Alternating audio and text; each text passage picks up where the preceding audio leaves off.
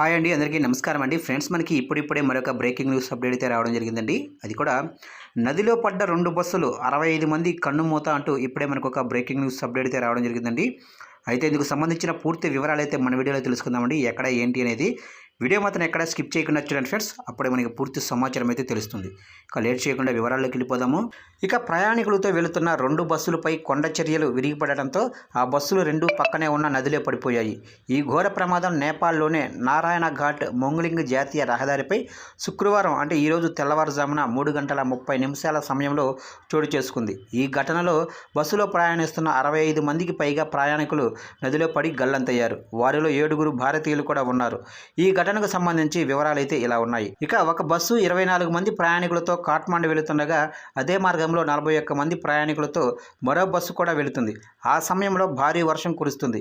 ఇక కొండ చర్యలు విరిగి బస్సులపై పడ్డాయి. దీంతో బస్సులు పక్కనే ఉన్న త్రిశూల్ నదిలో పడిపోయాయి. మరో బస్సు పైన కొండ చర్యలు విరిగిపడటంతో తీవ్రంగా గాయపడిన డ్రైవరు ప్రాణాలు కోల్పోయారు. ఇక ఈ బస్సు బొట్వాల్ నుంచి కాఠ్మాండుకు వెళుతుంది. ఇక మృతుడిని మేఘానాథ్గా గుర్తించారు. ఇక ప్రయాణికులతో సహా నదిలో పడిపోయిన బస్సులు గణపతి డీలక్స్ ఏంజల్గా అధికారులు గుర్తించారు. వీటిలో గణపతి డీలక్స్కు చెందినదిగా భావిస్తున్న బస్సుల నుంచి 3 ప్రయాణికులు తప్పించుకున్నారు. ఇక బస్సు ప్రమాదానికి గురి కాగానే వారు దానిలో నుంచి బయటకు దూకేసినట్లు తెలిసింది.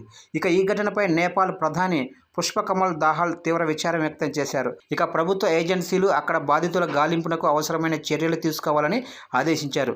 ఆ దేశ సాయుధ దళాలు ఘటనా స్థలానికి చేరుకొని సహాయక చర్యలు చేపట్టాయి. ఇక నదిలో పడిన వారి కోసం గాలింపులు చేపట్టారు.